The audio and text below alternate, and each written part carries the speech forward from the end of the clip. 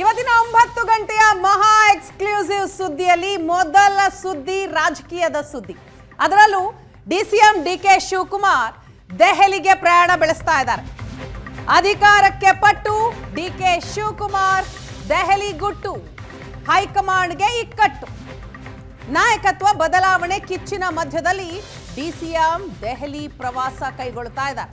ಇನ್ನೇನು ಕೆಲವೇ ಕ್ಷಣಗಳಲ್ಲಿ ದೆಹಲಿ ಫ್ಲೈಟ್ ಹತ್ತಲಿದ್ದಾರೆ ಡಿಸಿಎಂ ಡಿಕೆ ಶಿವಕುಮಾರ್. 2 ದಿನ ದೆಹಲಿಯಲ್ಲಿಯೇ ಡಿಕೆಶಿ ಇರ್ತಾರೆ. ಅಸ್ಸಾಂ ಚುನಾವಣೆ ಮೀಟಿಂಗ್ ಬಗ್ಗೆ ಇವತ್ತು ಎಐಸಿಸಿ ಸಭೆ ಇದೆ. ಆ ಸಭೆಯಲ್ಲಿ ಭಾಗಿಯಾಗ್ತಾರೆ ಡಿಕೆಶಿ. ಜೊತೆಗೆ ಪ್ರಿಯಾಂಕಾ ಗಾಂಧಿ ಅವರು ಕೂಡ ಸಭೆಯಲ್ಲಿ ಇರ್ತಾರೆ. ಪ್ರಿಯಾಂಕಾ ಗಾಂಧಿ ಅವರನ್ನ ಭೇಟಿ ಮಾಡಲಿದ್ದಾರೆ ಡಿಸಿಎಂ ಡಿಕೆ ಶಿವಕುಮಾರ್. ನಾಯಕತ್ವ ಬದಲಾವಣೆಯ ಬಗ್ಗೆ ಪ್ರಸ್ತಾಪವನ್ನ ಮಾಡೋದಿಕ್ಕೆ ಡಿಕೆ ಕೂಡ ತಯಾರಿಯನ್ನ ಮಾಡಿಕೊಂಡಿದ್ದಾರೆ. ಭಾರಿ ಕುತೂಹಲ ಮೂಡಿಸಿದೆ ಡಿಸಿಎಂ ಡಿಕೆ ಶಿವಕುಮಾರ್ ಅವರ ದೆಹಲಿ ಭೇಟಿ. ರಾಜ್ಯ ಕಾಂಗ್ರೆಸ್ನಲ್ಲಿ ಈಗ ನಾಯಕತ್ವ ಬದಲಾವಣೆಯ ಚರ್ಚೆ ಜೋರಾಗಿ ಆಗ್ತಾ ಇರುವಂತಹ ಈ ಸಂದರ್ಭದಲ್ಲಿ ಡಿಕೆ ಶಿವಕುಮಾರ್ ಅವರ ದೆಹಲಿ ಭೇಟಿ ಸಹಜ ಕುತೂಹಲವನ್ನ ಉಂಟು ಮಾಡ್ತಾ ಇದೆ. ಒಂದು ಕಡೆ ದಾಖಲೆಯ ಬಜೆಟ್ಗೆ ಸಿಎಂ ಸಿದ್ದರಾಮಯ್ಯ ಅವರು ತಯಾರಿಯನ್ನ ನಡೆಸಿರುವ ಮಧ್ಯದಲ್ಲಿಯೇ ಡಿಸಿಎಂ ಡಿಕೆ ಶಿವಕುಮಾರ್ ಅವರ ದೆಹಲಿ ಪ್ರವಾಸ. ಇದು ತೀವ್ರ ಕುತೂಹಲಕ್ಕೆ ಕಾರಣ ಆಗಿದೆ. ಜಂಟಿ ಅಧಿವೇಶನ ನಡೆಯಿತು. ಆ ಅಧಿವೇಶನದ ಬಳಿಕ ಯತೀಂದ್ರ ಸಿದ್ದರಾಮಯ್ಯ ಅವರ ಪೂರ್ಣಾವಧಿ ಸಿಎಂ ಹೇಳಿಕೆ ಡಿಕೆ ಶಿವಕುಮಾರ್ ಅವರ ಆಪ್ತರ ಆಕ್ರೋಶಕ್ಕೆ ಕಾರಣ ಆಗಿದೆ. ಸಿಎಂ ಸಿದ್ದರಾಮಯ್ಯನವರು ಬಜೆಟ್ನ ಬಳಿಕ ಸಂಪುಟ ಪುನರ್ರಚನೆಗೆ ಪ್ರಯತ್ನ ಪಡ್ತಾ ಇದ್ದಾರೆ. ಇದರ ನಡುವಿನಲ್ಲಿ ಡಿಕೆ ದೆಹಲಿಯಲ್ಲಿ ವರಿಷ್ಠರನ್ನ ಭೇಟಿ ಆಗೋದಕ್ಕೆ ಹೊರಟಿದ್ದಾರೆ. ಅವರು ಯಾರನ್ನ ಭೇಟಿ ಆಗಲಿದ್ದಾರೆ ಅನ್ನೋದು ಕುತೂಹಲವನ್ನ ಹೆಚ್ಚು ಮಾಡ್ತಾ ಇದೆ. ಆದರೆ ಇಲ್ಲಿಯವರೆಗೂ ಯಾರನ್ನ ಭೇಟಿ ಆಗ್ತಾರೆ ಅನ್ನೋ ಗುಟ್ಟನ್ನ ಮಾತ್ರ ಬಿಟ್ಟುಕೊಟ್ಟಿಲ್ಲ.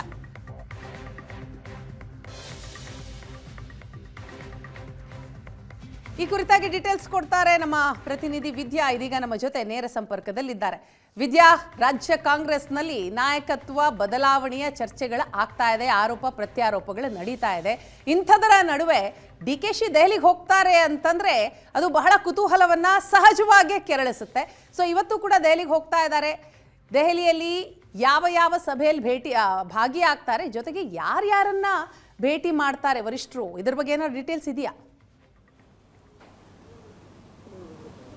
ವೀಣಾ, ಇವತ್ತು ನಿನ್ನೆ ಅಲ್ಲ ಚರ್ಚೆ ಆಗ್ತಾ ಇರುವಂಥದ್ದು. ಯಾವಾಗ ಸರ್ಕಾರ ಅಧಿಕಾರಕ್ಕೆ ಬಂದು 2.5 ವರ್ಷ ಕಂಪ್ಲೀಟ್ ಆಯಿತು, ಅವಾಗ್ಲಿಂದಲೂ ಕೂಡ ಪವರ್ ಶೇರಿಂಗ್ ವಿಚಾರ ಚರ್ಚೆ ಆಗ್ತಾನೆ ಇದೆ. ಒಂದು ಕಡೆ ಸಿಎಂ ಬಣದ ಶಾಸಕರು ಹೇಳಿಕೆಗಳನ್ನು ಕೊಟ್ಟರೆ, ಇನ್ನೊಂದು ಕಡೆ ಡಿಸಿಎಂ ಡಿಕೆ ಶಿವಕುಮಾರ್ ಅವರ ಬಣದ ಶಾಸಕರು ಕೂಡ ಹೇಳಿಕೆಗಳನ್ನು ಕೊಡ್ತಾ ಇದ್ದಾರೆ. ಸೊ ಇದೆಲ್ಲದರ ಮಧ್ಯೆ ಡಿಸಿಎಂ ಡಿಕೆ ಶಿವಕುಮಾರ್ ಯಾವಾಗ ದೆಹಲಿಗೆ ಹೋದ್ರೂ ಕೂಡ ಹೈಕಮಾಂಡ್ ಅನ್ನ ನಾನು ಭೇಟಿ ಆಗೇ ಆಗ್ತೀನಿ ಅಂತ ಹೇಳಿ ಅವರು ಪದೇ ಹೇಳ್ತಾ ಇದ್ರು. ದೆಹಲಿ ಒಂದು ರೀತಿಯಾಗಿ ನಮಗೆ ದೇವಸ್ಥಾನಕ್ಕೆ ಹೋದಾಗ ನಾವು ದೇವರನ್ನ ಭೇಟಿಯಾಗದೆ ಬರೋದಿಕ್ಕೆ ಸಾಧ್ಯನಾ ಅನ್ನುವಂತಹ ನಿಟ್ಟಿನಲ್ಲಿ ಡಿಕೆ ಶಿವಕುಮಾರ್ ಅವರು ಹೇಳಿಕೆಯನ್ನ ಕೊಡ್ತಾ ಇದ್ರು. ಅದರಲ್ಲೂ ಮುಖ್ಯವಾಗಿ ಈಗ ಯಾಕೆ ಕುತೂಹಲ ಹೆಚ್ಚಾಗಿದೆ ಅನ್ನುವಂಥದ್ದನ್ನ ನಾವು ನೋಡ್ತಾ ಹೋದ್ರೆ, ಈಗ ಕೊನೆ ಕ್ಷಣಕ್ಕೆ ಡಿಸಿಎಂ ಡಿಕೆ ಶಿವಕುಮಾರ್ ಅವರು ಬಂದಿರುವಂಥದ್ದು. ನೀವು ನನ್ನನ್ನ ಸಿಎಂ ಪಟ್ಟಕ್ಕೆ ಏರಿಸ್ತೀರಾ ಅಥವಾ ಇಲ್ಲ ಅಂತ ಹೇಳ್ತೀರಾ ಅನ್ನುವಂಥದ್ದನ್ನ ನೀವು ಸ್ಪಷ್ಟಪಡಿಸಿ ಅನ್ನುವಂತಹ ನಿಟ್ಟಿನಲ್ಲಿ ಪಟ್ಟು ಹಿಡಿದು ಕೂತಿದ್ದಾರೆ. ಅದರಲ್ಲೂ ಮುಖ್ಯವಾಗಿ ಬಜೆಟ್ ಅನ್ನ ತಾನೇ ಮಂಡಿಸಬೇಕು ಅನ್ನುವಂತಹ ಒತ್ತಾಯವನ್ನ ಈಗ ಆಲ್ರೆಡಿ ಹೈಕಮಾಂಡ್ ಮುಂದೆ ಇಟ್ಟಿದ್ದಾರೆ ಅನ್ನುವಂತಹ ಚರ್ಚೆಗಳು ಕೂಡ ಸಾಕಷ್ಟು ದಿನಗಳಿಂದ ನಡೀತಾ ಇದೆ. ಇನ್ನೊಂದು ಕಡೆ ಸಿಎಂ ಸಿದ್ದರಾಮಯ್ಯನವರು ಕೂಡ ದಾಖಲೆಯ ಬಜೆಟ್ ಅನ್ನ ನಾನೇ ಮಂಡಿಸ್ತೀನಿ ಅಂತ ಹೇಳಿ ಅವರು ಬಹಿರಂಗವಾಗಿ ಹೇಳಿಕೆಯನ್ನ ಕೊಟ್ಟಿದ್ರು. ಅವರು ಬಜೆಟ್ ಮಂಡಿಸಿದ ಬಳಿಕ ನೀವೇನಾದ್ರೂ ನನಗೆ ಸಿಎಂ ಸ್ಥಾನವನ್ನ ಕೊಟ್ರೆ ನಾನು ಆಡಳಿತ, ಅವರು ಮಾಡಿರುವಂತಹ ಬಜೆಟ್ ಮೇಲೆ ನಾನು ಆಡಳಿತ ನಡೆಸುವಂಥದ್ದು ಎಷ್ಟು ಸರಿ ಅನ್ನುವಂಥದ್ದು ಕೂಡ ಡಿಸಿಎಂ ಡಿಕೆ ಶಿವಕುಮಾರ್ ಅವರ ಮನಸ್ಸಿನಲ್ಲಿ ಇದ್ದಂತೆ ಕಾಣ್ತಾ ಇದೆ. ಈ ಕಾರಣಕ್ಕಾಗಿ ಹೈಕಮಾಂಡ್ ನಾಯಕರನ್ನ ಭೇಟಿಯಾಗುವಂತಹ ಪ್ರಯತ್ನವನ್ನ ಪದೇ ಡಿಸಿಎಂ ಡಿಕೆ ಶಿವಕುಮಾರ್ ಅವರು ಮಾಡ್ತಾ ಇದ್ರು. ಅದರ ಬೆನ್ನಲ್ಲೇ ರಾಹುಲ್ ಗಾಂಧಿ ಅವರು ಮೈಸೂರಿಗೆ ಬಂದಾಗಲೂ ಕೂಡ ಇಬ್ಬರು ನಾಯಕರು ಅಂದ್ರೆ ಸಿಎಂ ಸಿದ್ದರಾಮಯ್ಯನವರು ಅದರ ಜೊತೆಗೆ ಡಿಸಿಎಂ ಡಿಕೆ ಶಿವಕುಮಾರ್ ಅವರು ಇಬ್ಬರು ಕೂಡ ಇದೇ ವಿಚಾರವನ್ನ ಅವರ ಮುಂದೆ ಇಟ್ಟರು. ನಾವು ನಿಮ್ಮನ್ನ ದೆಹಲಿಗೆ ಕರೆಸಿ ಮಾತನಾಡ್ತೀನಿ ಅನ್ನುವಂಥದ್ದನ್ನ ಮಾತ್ರ ಹೇಳಿ ರಾಹುಲ್ ಗಾಂಧಿ ಅವರು ದೆಹಲಿಗೆ ವಾಪಸ್ ಆಗಿದ್ರು. ಅದಾದ ಬಳಿಕ ಅವರು ಅವರನ್ನ ಕರೆದು ಮಾತನಾಡಿಲ್ಲ. ಅದರ ಜೊತೆಗೆ ಅಧಿವೇಶನ ಬಂತು, ಮನ್ರೇಗಾ ಪರವಾಗಿ ಅಧಿವೇಶನವನ್ನ ಮಾಡಿದ್ರು. ನರೇಗಾವನ್ನ ಮತ್ತೆ ನೀವು ಮರುಸ್ಥಾಪನೆ ಮಾಡಬೇಕು, ಆ ಹೆಸರನ್ನೇ ಮುಂದುವರಿಸಬೇಕು, ಆ ಯೋಜನೆಯನ್ನೇ ಮುಂದುವರಿಸಬೇಕು ಅನ್ನುವಂತಹ ನಿಟ್ಟಿನಲ್ಲಿ ಅಧಿವೇಶನ ಆಯಿತು. ಅಧಿವೇಶನ ಆದ ಬಳಿಕನಾದ್ರೂ ಇಬ್ಬರು ನಾಯಕರನ್ನ ಕರೆದು ಮಾತನಾಡ್ತಾರೆ ಅನ್ನುವಂತಹ ವಿಶ್ವಾಸದಲ್ಲಿ ಡಿಸಿಎಂ ಡಿಕೆ ಶಿವಕುಮಾರ್ ಅವರು ಅದರ ಜೊತೆಗೆ ಸಿಎಂ ಸಿದ್ದರಾಮಯ್ಯನವರ ಬಣದ ಶಾಸಕರಿದ್ರು. ಸದನದ ಹೊರದಲ್ಲಿ ಅಂದ್ರೆ ಮೊಗಸಾಲೆಯಲ್ಲಿ ಈ ರೀತಿಯಾದಂತಹ ಚರ್ಚೆಗಳು ಕೂಡ ಶುರುವಾಗಿತ್ತು. ಅಧಿವೇಶನ ಮುಗಿದ ಬಳಿಕವೂ ಕೂಡ ಇನ್ನು ಹೈಕಮಾಂಡ್ ಯಾವುದೇ ರೀತಿಯಾಗಿ ಕ್ರಮವನ್ನ ತೆಗೆದುಕೊಳ್ಳೋದಕ್ಕೆ ಮುಂದಾಗಿಲ್ಲ. ಇದಕ್ಕೆ ಸಾಕಷ್ಟು ಆಕ್ರೋಶ ಉಂಟಾಗ್ತಾ ಇರುವಂತಹ ಇರುವಂತದ್ದು. ಈ ಗೊಂದಲವನ್ನ ಬಗೆಹರಿಸಿ ಅನ್ನುವಂಥ ನಿಟ್ಟಿನಲ್ಲಿ ಸಾಕಷ್ಟು ಹಿರಿಯ ಸಚಿವರುಗಳು, ಶಾಸಕರುಗಳು ಕೂಡ ಹೈಕಮಾಂಡ್ ಮುಂದಿಟ್ಟಿದ್ರು. ಈಗ ಇದೆಲ್ಲದರ ಮಧ್ಯೆ DCM DK ಶಿವಕುಮಾರ್ ಅವರು ದೆಹಲಿ ಪ್ರವಾಸವನ್ನ ಮಾಡ್ತಾ ಇರುವಂತದ್ದು. ಅದರಲ್ಲೂ ಇವತ್ತು ಪ್ರಿಯಾಂಕಾ ಗಾಂಧಿ ಅವರ ಜೊತೆ ಸಭೆ ನಿಗದಿಯಾಗಿರುವಂತದ್ದು ಸಾಕಷ್ಟು ಕುತೂಹಲಕ್ಕೆ ಕಾರಣ ಆಗಿರುವಂತದ್ದು. ಒಂದು ಕಡೆ ಅಸ್ಸಾಂ ಚುನಾವಣೆಗೆ ಅಸ್ಸಾಂನಲ್ಲಿ ಇಬ್ಬರೂ ಕೂಡ ಕೆಲಸವನ್ನ ನಿರ್ವಹಿಸಬೇಕು, ಚುನಾವಣೆಯಲ್ಲಿ ಗೆಲುವನ್ನ ಸಾಧಿಸುವ ನಿಟ್ಟಿನಲ್ಲಿ ಏನೆಲ್ಲ ಕಾರ್ಯತಂತ್ರವನ್ನ ಮಾಡಬೇಕು ಅನ್ನುವಂಥ ನಿಟ್ಟಿನಲ್ಲಿ ಇವತ್ತು ಚರ್ಚೆ ಆದ್ರೂ ಕೂಡ ಸಭೆಯ ನಂತರ DCM DK ಶಿವಕುಮಾರ್ ಅವರು ಪ್ರಿಯಾಂಕಾ ಗಾಂಧಿ ಅವರ ಮುಂದೆ ಇಡುವಂತಹ ಹೇಳಿಕೆಗಳು ಏನು ಅನ್ನುವಂಥದ್ದು ಸಾಕಷ್ಟು ಈಗ ಕುತೂಹಲವನ್ನ ಮೂಡಿಸಿರುವಂತದ್ದು. ಯಾಕಂದ್ರೆ ಪ್ರಿಯಾಂಕಾ ಗಾಂಧಿ ಅವರೇ ಈ ಹಿಂದೆ ಅವರಿಗೆ ಮಾತನ್ನ ಕೊಟ್ಟಿದ್ರು ಅನ್ನುವಂಥದ್ದನ್ನ ಕೂಡ DCM DK ಶಿವಕುಮಾರ್ ಅವರು ಕೆಲವೊಂದು ಆಪ್ತ ಬಳಗದ ಜೊತೆ ಹೇಳ್ಕೊಂಡಿದ್ದಾರೆ.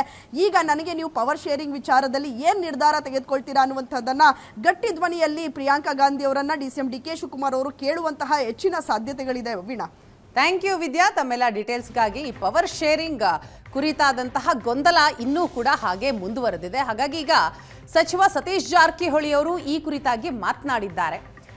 ಸಿಎಂ ಬದಲಾವಣೆ ಆಗತ್ತಾ ಆಗಲ್ವಾ ಅನ್ನೋ ಪ್ರಶ್ನೆಗೆ ಗೊಂದಲ ಯಾವಾಗ ಬಗೆಹರಿಯತ್ತೆ ಅಂತ ಕಾಯ್ತಾ ಇದ್ದೇವೆ.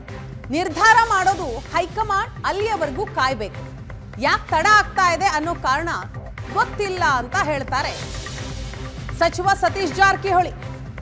ಗೊಂದಲ ಯಾವಾಗ ಬಗೆಹರಿಯತ್ತೆ ಅನ್ನೋದನ್ನ ನಾವು ಕೂಡ ಕಾಯ್ತಾ ಇದ್ದೀವಿ. ಏನೇ ನಿರ್ಧಾರ ಮಾಡೋದಿದ್ರು ಅದು ಹೈಕಮಾಂಡ್ ಮಾಡುತ್ತೆ, ಅದಕ್ಕಾಗಿ ಕಾಯ್ತಾ ಇದ್ದೀವಿ ಅಂತ ಹೇಳ್ತಾರೆ ಸತೀಶ್ ಜಾರಕಿಹೊಳಿ.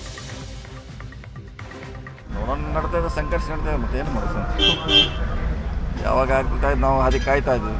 ಅಲ್ಲ ಸರ್, ಕೆಲವೊಂದು ಶಾಸಕರು ಹೇಳ್ತಾ ಇದ್ದಾರೆ ನೀವು ಒಂದು ವಾರದಲ್ಲಿ ನಿರ್ಧಾರ ಕೈಗೊಳ್ಳದಿದ್ರೆ ನಾವೇ ಏನಾದರೂ ನಿರ್ಧಾರ ಮಾಡಬೇಕಾಗುತ್ತೆ ಅಂತ ಶಿವಗಂಗಾ ಬಸವರಾಜ್ ಅವರು ಹೇಳಿದ್ದಾರೆ. ಯಾರೇ ಶಿವಗಂಗಾ ಬಸವರಾಜ್ ಅವರು ನೀವು ನಿರ್ಧಾರ ಮಾಡಲಿಲ್ಲ ಅಂದ್ರೆ ಹೈಕಮಾಂಡ್ ನಿರ್ಧಾರ ಕೈಗೊಳ್ಳಿಲ್ಲ ಅಂದ್ರೆ ಒಂದು ವಾರದಲ್ಲಿ ನಾವೇ ಏನಾದರೂ ನಿರ್ಧಾರ ಮಾಡಬೇಕಾಗುತ್ತೆ. ನಿರ್ಧಾರ ಮಾಡೋದು ಅವರೇ, ನಾವೇನು ಮಾಡ್ಲಿಕ್ಕೆ ಆಗೋಲ್ಲ. ನಾವು ನಿರ್ಧಾರ ಮಾಡೋದು ಹೈಕಮಾಂಡೇ. ಅಲ್ಲಿವರೆಗೆ ವೇಟ್ ಮಾಡಬೇಕು. ಎಲ್ಲರೂ ಕೂಡ ಹೇಳಿದ್ದಾರೆ ಬೇಕು ಮಾಡಂತ.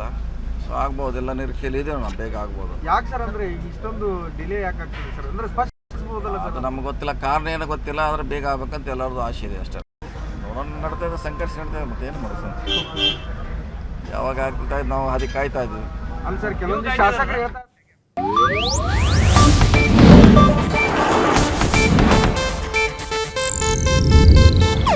ಇದು ಏಷ್ಯಾನೆಟ್ ನ್ಯೂಸ್ ನೆಟ್ವರ್ಕ್ ಪ್ರಸ್ತುತಿ.